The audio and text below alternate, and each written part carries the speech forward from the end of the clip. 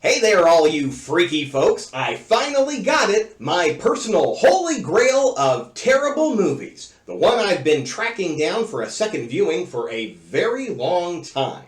1986's Breeders. Why is it my holy grail? Well, for the longest time, I've remembered this one as the worst movie I've ever seen. However, I haven't seen it in like 30 years. I made that opinion long ago, in a faraway land, in a time known as the 90s.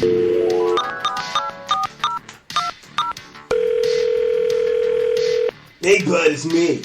So how was your date with Teresa? Dude, I told you she's a total psycho hose beast, but you didn't want to listen, man.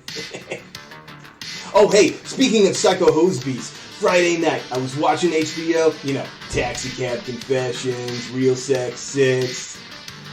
Yeah, the one with the corsets. Anyway, so this movie comes on, and no diggity, man, it was totally bad. So bad, totally bummed me out, because it could have been epic. An alien comes to Earth and starts making it with some hot naked chicks. Yeah, like how the hell do you screw that up, man? I don't know, but this movie found a way. Like, seriously, worst movie I've ever seen. Probably worst movie I'll ever see. Oh, dude, I gotta go. Blossom just started, man. Oh, man, that Mayan Bialik is so fun. She will never wear out her welcome doing a job she's clearly not cut out to do, but also refusing to walk away from, in spite of the fact that most of the fans demand it. Right. Later, skater. Oh, young sugar pants. I almost envy you. To think that you had already plumbed the depths of motion picture mediocrity at such a young age. You had no idea what the world of shitty cinema had in store for you. I've made reference to this movie in a few of my past reviews. Basically, for a long time, I used it as the comparison every time I saw a bad movie. I.e., yeah, that movie was bad, but it's not Breeders bad. But how has a few decades of god-awful video vulgarity affected my opinion? Let's fire up that Sleeze docket and find out. We have 12 dead bodies, 9 cups blood, 6 cups black alien goo, 42 gallons alien semen, 2 lines of coke, 21 naked breasts, 4 naked butts, 2 naked bajingos, 1 shower scene, 1 gigantic computer, 1 photo shoot montage, coke-fueled naked aerobics, failed alien baby hybrid, 1 gooified hand, pulsing, expanding, exploding chest, 1 head hemorrhage, knife to the face, scalpel to the stomach, chain link fence smushin', gunshot alien baby hybrid, pistol whipped alien baby hybrid, lumber stabbed alien baby hybrid, flame-broiled alien, convulsing, hemorrhaging head explodey, 5 electrified deaths, spooky light failure cliche, bad guy monologue cliche, dream jump scare ending cliche, gratuitous microscopage, gratuitous clunky virgin outing dialogue, magically healing acid scars, and 1 giant alien semen nest. Okay, so now that I've watched it again, is this movie still my own personal worst movie ever? Not even close. Is Breeders good? Holy Christ, God, no. This movie is pretty awful, but it's not even the worst movie I've had on this channel. So what's it all about? Some vague alien thing comes to Earth and, well, to put it mildly, has inappropriate physical relationships with women who have not given consent. It all starts with a better Harley Quinn than Margot Robbie has ever given us. Whoever told you a cheap dinner in a second-rate Italian restaurant was a ticket to a girl's bedroom? Don't you ever call me again, you creep! She gets out of some creep's taxi and runs into an old man taking his frou-frou widow doggy out for walkies on a ridiculously large chain. The two talk about how the neighborhood isn't safe for each other, and the old man keels over. His hand goes all gooey, he starts ripping her clothes off, and carries her screaming into the night. She's found by some night watchmen, shuddering and covered in black goo. We're then introduced to Detective Andriotti and Dr. Pace. They go to check on the girl, and her face is covered in scars like she's been doused in acid. Cut to some amazing 80s fashion photo shoot. The crew takes a lunch break, but the model decides to stay behind for a, powdered donut. Wink. And now that she's got her Colombian marching powder, it's time for some trippy synth tunes and naked aerobics. We get almost 2 whole minutes of glorious, stitch-free exercises before Ted comes back and ruins the whole show. He apologizes and begins to leave again, but starts gasping and convulsing. He falls to the floor and his chest starts bubbling and hemorrhaging. The model runs off, and we see a twitchy, malformed shadow creep across the room. A sticky, tentacled hand lassos the model's legs, dropping her to the floor, and something slimy gets all up close and personal. And that's basically the whole movie. A very small amount of detective work between Pace and Andriotti. Another girl is introduced and practically immediately assaulted by the creature. And more or less, that's it for the formula. Other scenes include a homeless old woman is attacked in the underground tunnels, but thankfully we don't see her outside her grimy clothes. We see a nurse from the hospital go home to prepare for a date. She sets out dinner to start cooking and then gets naked in the kitchen. Hell, if the Food Network was more like this, I probably would have watched more than Giada's bikini episode. The photographer goes down into the basement to fix a busted fuse and gets attacked.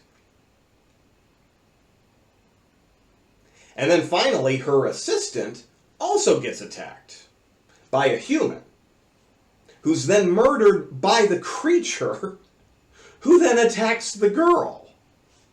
And I gotta say, it's pretty amazing that this monster has all of New York City to attack and chooses 3 related victims in 3 separate attacks. I'm sure that's just a coincidence and not the writers taking the easy route or anything like that, right? Every victim is found unconscious and taken to the hospital. Along the way, every victim is outed as a virgin in some really clunky ways. I mean, I know we're an oversexed species, and practically every topic can be turned towards sex or sexuality. But this movie just fucking throws virginity around without any real reason to do so. It's actually pretty laughable at times. Get ready for this. Until this happened, each one of them has been a virgin. None of them had ever been with a man. I know you've never had a man in your life, but this is no way to find one. Of course I'm still a good girl. You know how I feel about sex before marriage. Eventually, all the comatose victims get up in a hypnotic trance and head down into the underground tunnels where the alien creature has set up its nest. Pace and Andriotti make their way down there after some really awful detective work, and we find out the whole reason the movie exists: to have 5 naked women writhe around in the creature's nest, which is full of slime. Now, the creators of this movie could have made that slime any color they wanted to. Lemony yellow, orangey orange, grapefruity purple, Raspberry red. Any of those would have been fine. But what did they choose? Pearlescent white. That's right, folks. These women spend the final part of this movie writhing around in a pool full of cum. I feel like Tara Reid on an average Tuesday. They run into Dr. Ira, who's been doing a little detective work of his own. Of course, his is plot dependent, so he has all the answers and spills his guts about stuff he should have absolutely zero knowledge of. He explains that the creature is an alien spore that drifted to Earth and can take on any form to accomplish its goals. The homeless lady was an experiment that ended poorly. Why? Because she was diseased. Through her, the alien learned that it needed clean, pure victims. Otherwise, it would produce faulty offspring.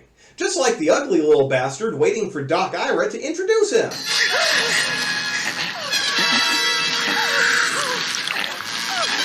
Andreotti fires a few rounds into it that does absolutely nothing, but thankfully it's allergic to random lumber upside the head. Ira says that Pace is a virgin and she's going to be the mother of a brand new species. No surprise, he starts convulsing. His head starts expanding and cracking apart, finally exploding, leaving a bug-eyed alien in its place. Andreotti douses the beast in a super handy-dandy can of gas that was just laying around nearby and lights him up.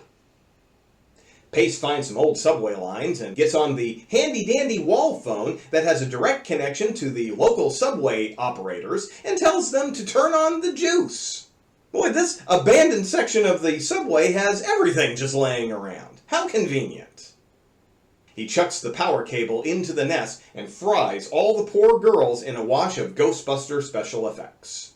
Andreotti and Pace leave, and we immediately cut to the two of them in the bedroom.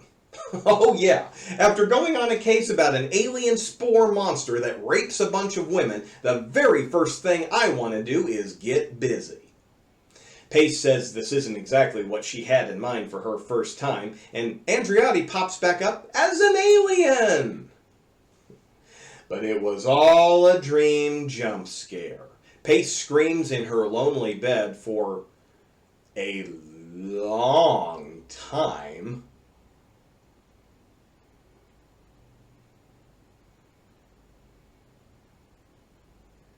And then we just roll the credits. So the way they cut that ending, are they saying that just that last jump scare was the dream, or was the whole movie a dream? Technically, both of those could be considered correct.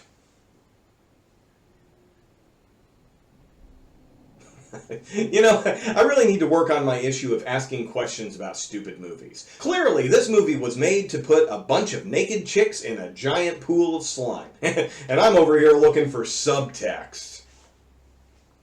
Well, the good news is, that movie really wasn't as terrible as I remember from the first time I saw it many, many, many years ago. The bad news is that this isn't the worst movie I've seen. So what is the worst movie? Well, I'm still looking for the other possible contender to give it one more look before I make up my mind.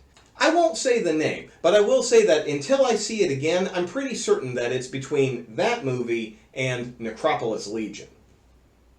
Breeders actually got the remake treatment in 1997, where it goes by Breeders, or Deadly Instincts. I actually stumbled across a copy of it while looking for the 1986 version, thinking it was one and the same movie. It has a better-looking monster that crashes to Earth while hitching a ride on a meteorite. Only this time around, there's a cute alien girl who comes along for the ride wearing latex bondage gear. Maybe I'll review that one sometime in the future, but don't hold your breath.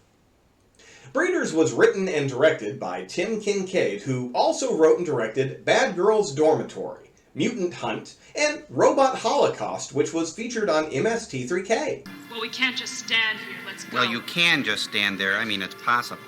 He also wrote and directed a lot of gay porn over his career under the pseudonym Joe Gage, most notably the Working Man Trilogy. Frances Raines played Carinza, the fashion model, but she was also Linda in The Mutilator. Leanne Baker played the nurse, Kathleen, but I spoke about her in Necropolis as the awesome six-boobed witch, Eva. She was also in Bad Girls Dormitory, Mutant Hunt, and Galactic Gigolo. Matt Mittler played the stylist Ted, but we also saw him in my review of Dead Time Stories and The Mutilator. He was also in Battle for the Lost Planet, Mutant War, and Basket Case 2.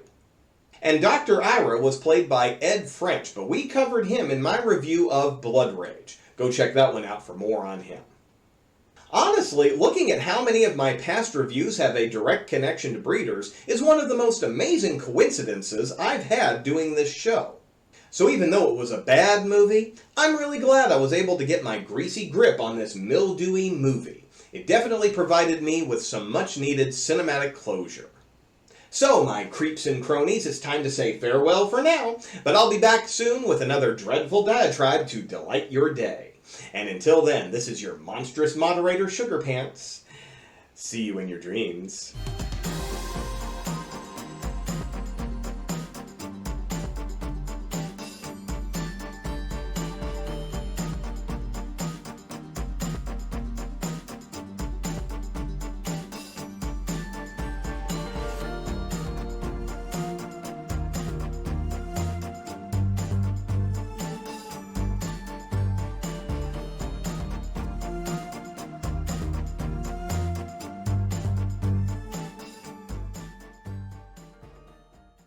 This planet is needed to continue a noble race. You're fucking bananas.